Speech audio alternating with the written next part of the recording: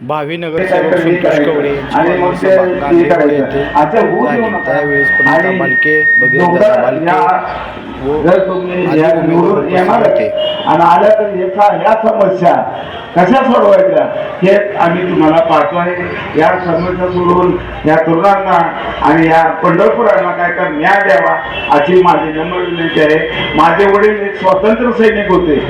देशासाठी त्यांनी 17 वर्ष शिक्षा भोगलेली आहे। आडवळकर सर ह्याला पंढरपुरामध्ये स्वातंत्र्य सैनिक होते। त्यांना ते शिक्षक होते, लोकमान्य टिळकचे शिक्षक होते। त्यांनी शाळा जाण्यामध्ये त्यांना 7 वर्ष शिक्षा आली आणि बॉलफुटामध्ये 10 वर्ष शिक्षा, अशी 17 वर्ष त्यांनी शिक्षा भोगलेली आहे। तरी त्यांना न्याय आम्ही म्युन्सिपाल्टीमध्ये गेलो, आमचे वडील सुद्धा म्युन्सिपाल्टीमध्ये गेले। हे माझा मुलगा ग्रॅज्युएट आहे, त्यांना काहीतरी काम लावा, त्यांना काहीतरी म्युन्सिपाल्टीमध्ये, माझे वडील म्युन्सिपाल्टीमध्ये सर्व्हिसला होते। तरी त्यांनी म्हणले की अहो 40 मेंबरचे 40 लोक आले तर तुमच्या मुलाला कुठं घ्यायचं, म्हणजे सर्व हे फक्त काय त्यांनी एक दाखवायचं आणि त्यांचेच लोक घेतले, त्यांच्याच ते करायचं। आज आम्ही या प्रवृत्तीला खरोखरच वैतागलेलं आहे। यासाठी या तरुणांना काहीतरी काम मिळावं ह्याच्यामध्ये। त्यानंतर परशुराम युवा मंचचे अध्यक्ष, मंदिर कृती समितीचे राष्ट्रीय अध्यक्ष गणेश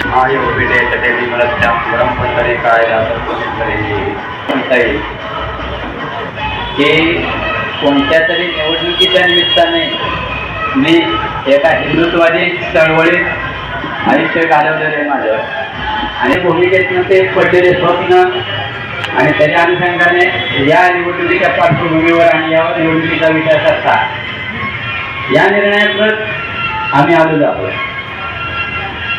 तत्कालीन मुख्यमंत्री होते, त्यांनी पंढरपूरसाठी निधी मंजूर केला व एक चांगलंच आपलं बाबा असं करायचं म्हणून त्यांना घाई गडबडीत व घिसाळलेत ते सादर केला। त्याच्यानंतर सादर केल्यानंतर आम्ही 16च्या हाफलेटच्या माध्यमातून त्याला विरोध केला आणि विरोध झाल्यानंतर त्याचे मी थोडक्यात टप्पे घालतो, पण वेळ आपल्याला कमी लागू शकतो। तर याबद्दल आम्ही सांगितला, विकास आराखड्याचा सादर केला, त्याच्याबद्दल एक प्रकारे शब्द नाही, त्यांनी फक्त तो स्वीकारला आणि बाजूला ठेवून टाकला आणि त्याच्यानंतर त्यांनी उद्ध्वस्तीकरणाचा प्लॅन पहिल्यांदा म्हणजे तुमचा विकास आराखडा माननीय शंकरजी गायकर विश्व परिषदेचे मंत्री महामंत्री आहेत, त्यांच्या माध्यमातून आम्ही पुन्हा पालकमंत्र्यांच्या भेटीला गेलो की बाबा तुम्ही बळजबरीने हा प्लॅन आमच्या प्लॅनचा विचार न करता हा प्लॅन तुम्ही उदाहरण दिले की तुमचा कॉरिडॉर रद्द झालेला आहे, नदी पलीकडचा जागा काय ॲक्वायर करून किंवा इथल्या उपलब्धतेवर आम्ही ते विकास आराखडा राबवणार आहे असं ठोस आश्वासन दिलं। माझ्याबरोबर बाबाराव महाजन, निलेश गोपाळ बडवे, कबीर महाराज आणि बागडे महाराज हे सर्व होते आणि महाराज मंडळी पण होते, निश्चित बाधितांचे काही प्रतिनिधी पण होते। त्यांनी आम्हाला ठोस आश्वासन दिले की देगलूरकर महाराज व महाराष्ट्रातील इतर अनेक संत महंत यांच्या देवदेश धर्मासाठी जर आपल्याला देवदेश धर्म जर टिकवायचा असेल तर भाजपाला इथं मतदान केलं पाहिजे अशा आम्हाला आदेश दिला गेला किंवा त्यांची विनंती केली गेली। आम्ही तो आदेश साबंध मानून या भाजपाला या भागातून मताधिक्य दिलं।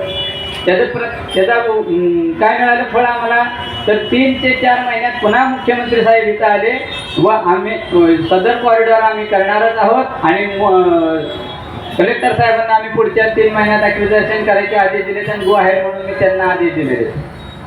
हे काय तर आम्ही दिलं मतदान कशासाठी, प्रिंट मीडियातनं छापून काय बातमी आला की मताधिक्य या भागातून मिळालंय म्हणजे भाजपाला म्हणजे कॉरिडॉरला या भागातील नागरिकांची संमती आहे।